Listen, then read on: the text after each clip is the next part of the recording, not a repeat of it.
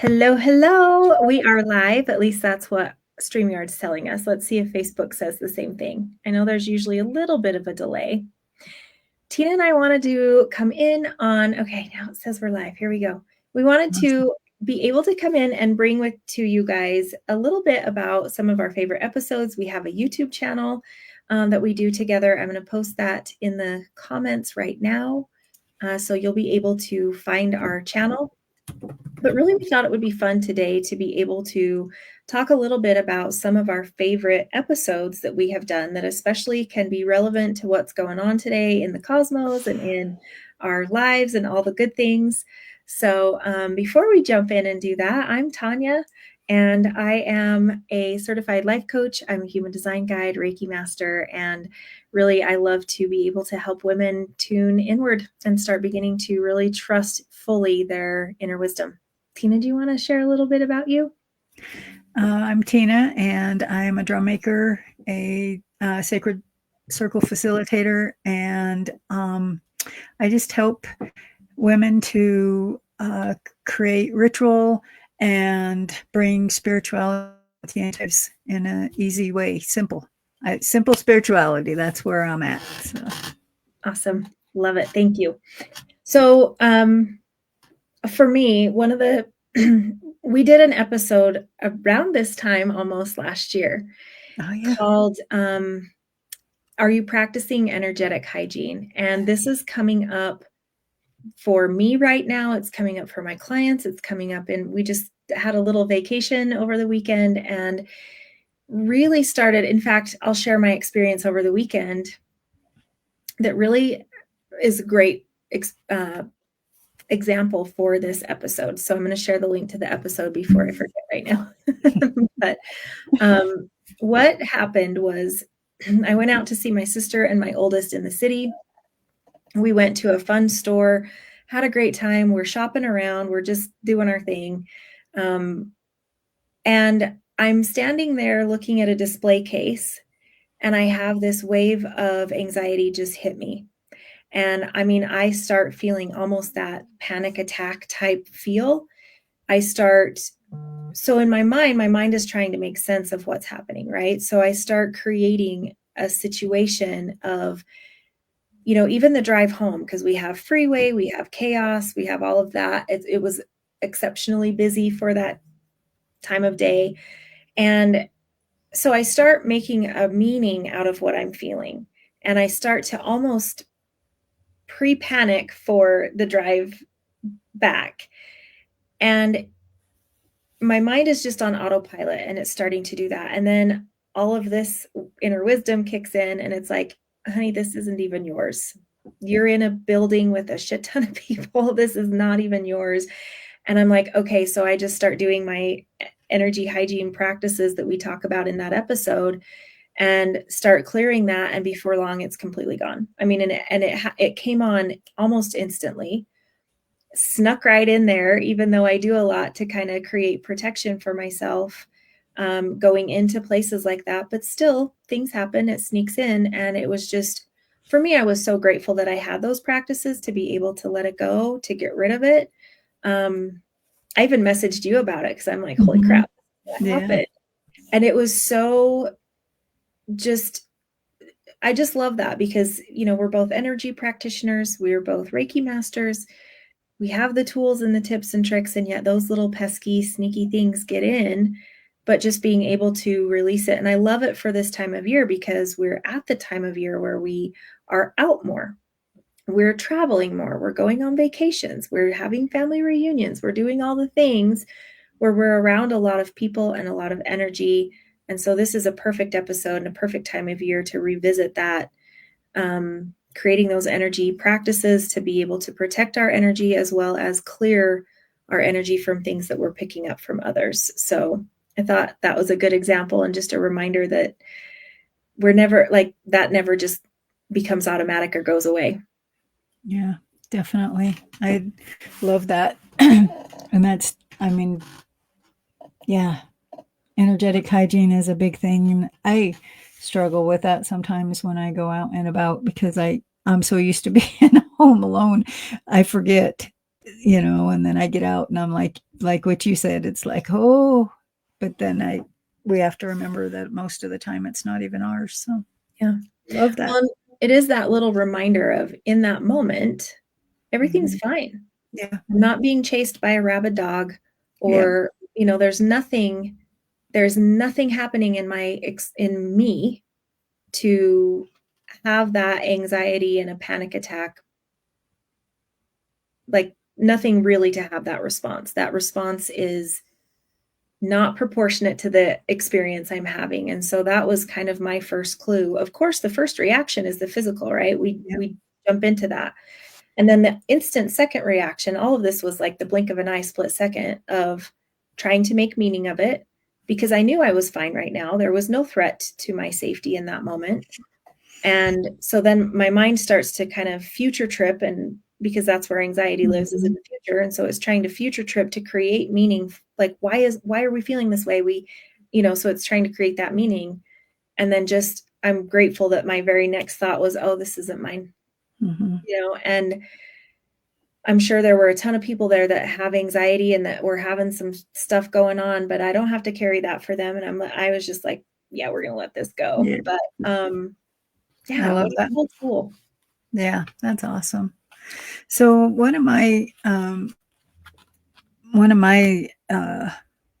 don't want to say favorites, but one that I've been thinking about is the authentic spirituality, and I'll post that one here too,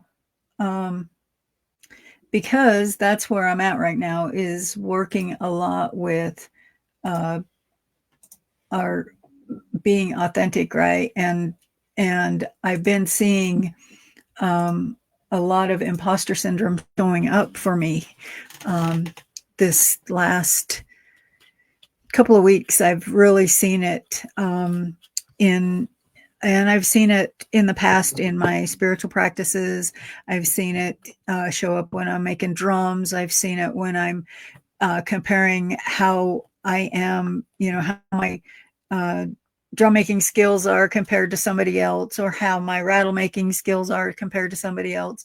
And recently I came back to my art journal, and I can't believe the the comparison that came in. It was like, what the heck? And I started watching YouTube videos because I had kind of forgotten some of the techniques that I had learned with mixed media. And as I started doing that, it was like, I can't do that. Why? I don't do that, And then it took me a good couple of weeks, and I wasn't, I'd start in my journal, and then I'm like, well, I can't do it as good as them. So, and then I would leave it. And it took me, like I said, a good couple of weeks. And then this last few days, I realized that is one of my sacred practices, is art, right? I love doing art. I loved making mandalas, is probably one of my favorite things to do. And it's a sacred practice to me. And it doesn't have to look like anybody else's. And that's what I teach. Anybody with your sacred practices, with your spirituality, make it your own, right?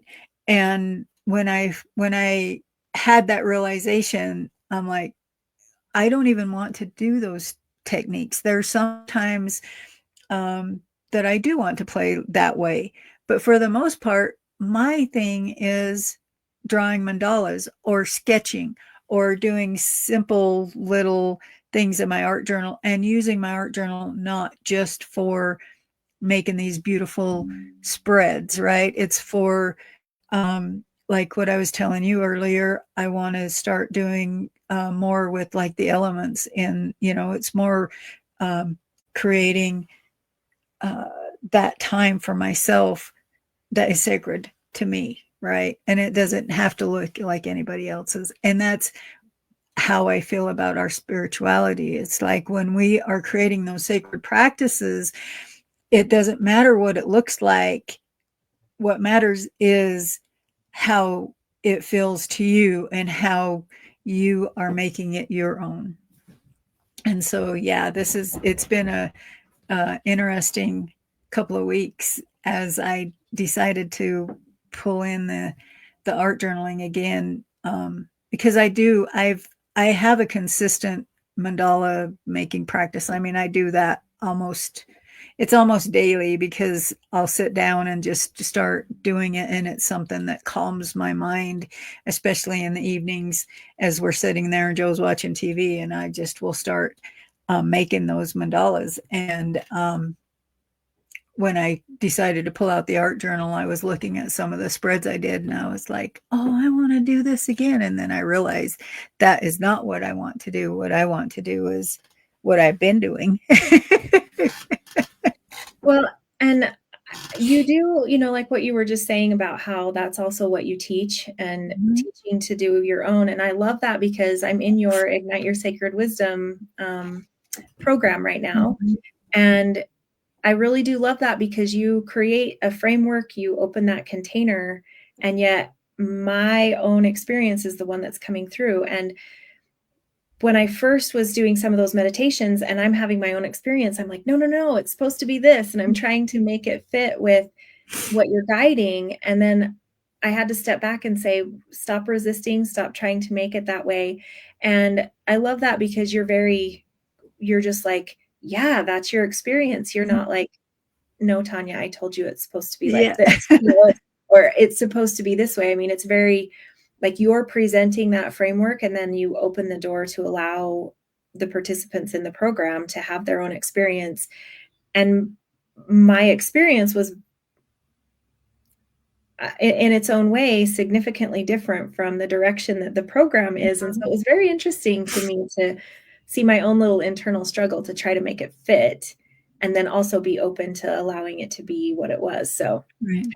kind of cool, but I do really appreciate that in your programs, that you really do practice what you preach in that way, and just Yeah. like let it be your own, and very encouraging of like, oh my gosh, that's so cool. So yeah, Yeah. I think that's awesome. Yeah. So that's one thing that I really like, is that it can be your own and you can make it your own. And when sometimes what happens is we have these spiritual teachers who come in and tell you that it has to look a certain way, and to me that is where the dogma of religion comes in, right?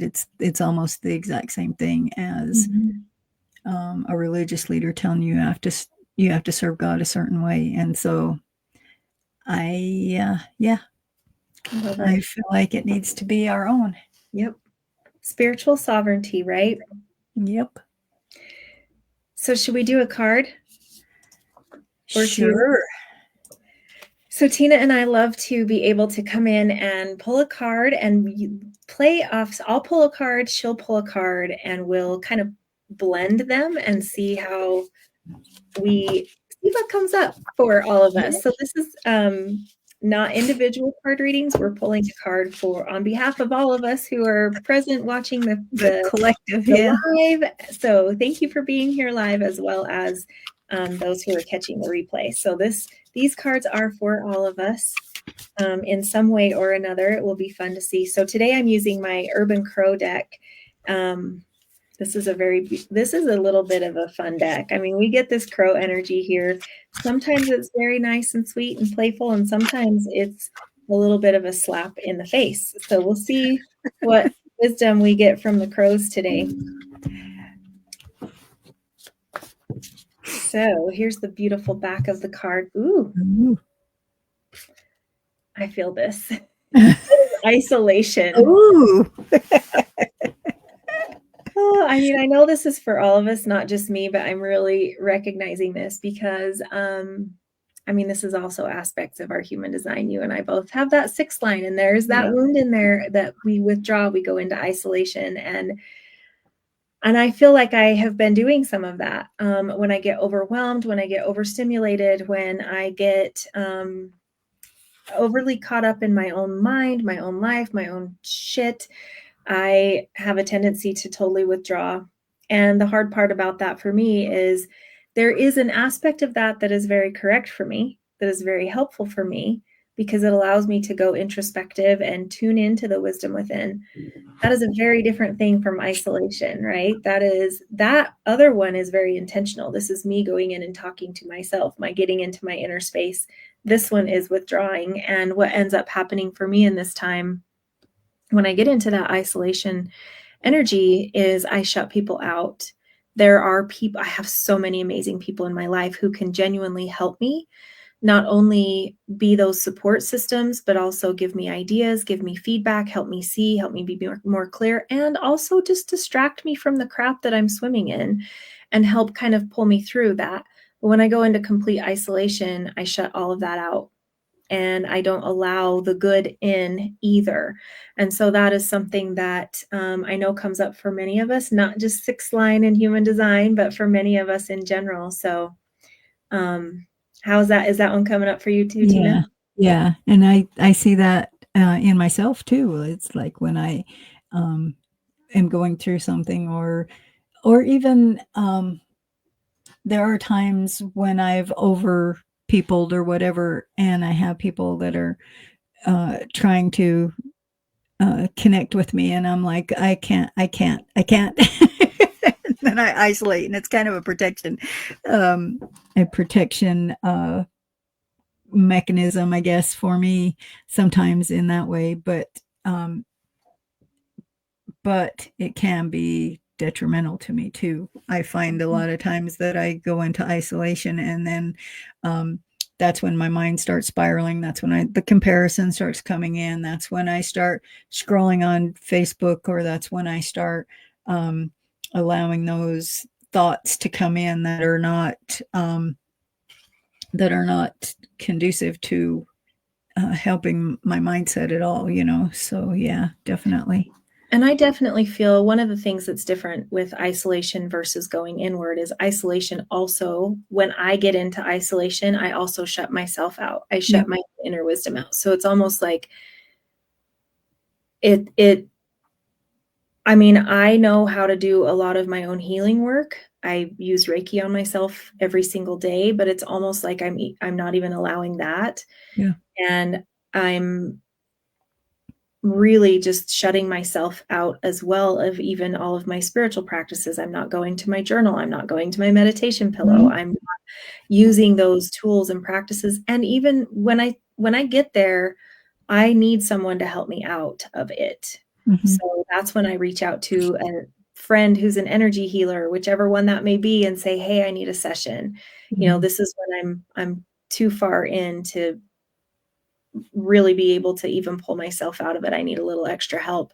But when I'm in that mode, it's really hard for me to even recognize that I need that. Yeah. So yeah, very and I see this in my clients, but I see this when they're in this space and they're coming out and they're like, I need some help. And Mhm. so wherever you are in that isolation phase, remembering that you have to be the one to reach out. So Yeah, yeah, great. definitely. Of course, Yeah. it's gonna be a little slap at us from the crows. It's like, hey, Right. listen, honey. Well, as I was shuffling mine, this one popped out before yours even came up. So I'm using the Magic of You Oracle. So, I and love this that one one. can be a little spicy every once in a while too. But this one actually, it says perfect acceptance, which I mean totally goes along with what I was just talking about with the comparison trap I had fallen into. Right? It's accepting, being in acceptance of what is going on with you, right? Or what, so we can fully accept how we are, fully accept our practices in our knowing that that is totally ours, right? Or we can fully accept the transitions we're going through, or we can um, be in that mode of accepting um, those things that come in that um, maybe we're not completely feeling are what we want, right? But they're there. So we accept that and we move on, or we move forward in the way that we can, knowing that this is the way it is, right? So it's full acceptance. So I love that. And I'm laughing because my sister and I were just talking about the whole topic of acceptance yesterday. oh well, How sometimes we're led to believe that acceptance requires being okay with something. And I don't feel like that's it. I don't feel like to accept something, we have to make it okay, or we have to be okay with something. I don't feel like that is what acceptance means. For I me, don't think so either. for me, it is very, I can accept that this is the situation and not be okay with it and not support it and not condone it and not agree with it. But also that acceptance is a little bit of a way of stepping out of the energy and the emotion and the drama of the thing. It's like, this is what it is. Yep. This is that thing. There's nothing about it that is okay to me, but I can accept the fact that I have no control over that. And I can shift to what I do have control over, or my own practices, or whatever those things may be. But I think that's a very beautiful, that's a beautiful card. And I love that. It is what it is, right? It's accepting that it is what it is, and that we can, like what you said, we can move in whatever direction we want, right? If we are wanting to allow ourselves to be able to, I'm trying, the words are not coming right now, but it's like, it is what it is, and I choose to react in the way that I can, or it is what it is, and I choose to do the things that I can control. And so I love that part of it. I also love the part of accepting ourselves fully. And so, if we take that internally with the acceptance, it's accepting ourselves fully accepting ourselves as we are, and letting that be okay, right? Letting our that's total self-love, right? Is that holding ourselves fully. So, and I think once we get to that spot, it's like, I accept that this is the spot I'm in. I accept that this is where I am in life, in whatever that situation may be, different for every person. Does not mean I'm okay with it, right? But it's like, I accept that this is where I'm at. This is my chapter in life. This is the struggle I'm in. This is the body I'm in. This is the relation, whatever happens to be. But that is a beautiful place to move from. Because if we don't have that acceptance, where we don't have a starting point, right? That's like, I have some things going on in my life where I'm like, and this ends now. And I'm okay. I'm accepting that this is where I am, and this is how I got here, and here's all the things. And that is that spot. And that is 100% where I am. I have accepted that. And now I'm changing behavior to make it different. Exactly. So I feel like that's what a beautiful card. And how when we're not in acceptance, we have a tendency to isolate, right? We're hiding from the issue. We're not accepting where things are. We're wanting to just kind of put the blinders on, disassociate, isolate, get out of all the things. It's too much, it's too hard, rather than bringing in that acceptance to be able to be like, okay, this is where we are. What are we going to do about it? Exactly. And there are things that we have a tendency to, speaking for myself here, where I over involve myself mentally in something else. This, there are people that I really want to tell off. I'm like, please, universe, give me the opportunity to just tell them what I have to say. But I do have to accept the fact that, number one, this is not worth me wasting my time or my breath. They're not interested in it. The universe may never grant me that opportunity. Like, this is just accepting that this is where that situation is, and choosing to move forward and focus my energies elsewhere. So true. Cool. So cool. I love cards. Love cards. Me too. All right. Tina, what do you have open for people these days? How could they work with you right now if they wanted to? So I'm just starting a new, it's a 7-day email series where you will get a email each day that gives you a ritual, and it'll start on the 15th. It'll be 7 days until the not the equinox, the summer solstice. Mm. And so it'll be from the 15th until the 21st. And what you'll get is each day you'll get an email, and the email has like a little ritual, and also it's helping you to start a practice of maybe going outside and creating a little land altar. Mm. And so it'll have a optional journal prompt, and then also these little reflections and the ritual. So that is starting on, like I said, the 15th. And so if you wanted to sign up for that, that's I'll put the link in the comments. Awesome. I have on a week from this Wednesday, so that would be June, I think it's 18th. I don't have a calendar in my base, but I have an awesome, I don't want to call it a webinar, but I don't have another name for it right now, but I have an experience called Come Closer, and it's going to be about an hour. I say an hour, but I don't know that I can actually do anything in an hour, so an hour plus a little. And Come Closer is really an experience for us to start listening to the whisper within. So there was a time in my life where I literally was playing my music so loud I could not hear myself think. And that was my phrase. I still remember saying that like it was a good thing. I was so proud of it and I thought it was so catchy and such a fun phrase. But I really was trying to drown out the whisper that was trying to come through. And it was fear, right? I was afraid of what I was going to hear.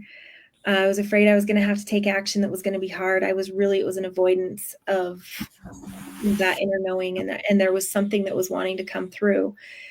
So I've created this Come Closer because when we think about a whisper, when we think about something that, someone is sharing something very important with us, we want to come closer. We want to step in. We want to lean in. We want to hear what they have to say. That is the vibe of Come Closer. But instead of you hearing what I have to say, we're going to create an experience where you get to hear you, maybe even for the first time ever. It's very supportive. It's very awesome in that way where it's really, what is it that we're going to hear? And we're going to be able to do it in that supportive space. You don't have to share it. If you don't feel like it, don't worry about that. But it's really giving you that opportunity to come closer, to hear and to listen, and to put that ear a little bit closer to what's coming up for you within, and being able to support that. So we're going to create that space. It's just $33 to come in. It's a very good low entry point to be able to do that. And yeah, I'm excited. So I'm dropping the link in the comments for Come Closer as well. So that one I have coming up, and I'm super excited about it. All righty. Anything else before we sign off today? No, that's all I know, I feel complete as well. So we'll go ahead and end, and we will see you guys very soon. All right, see ya.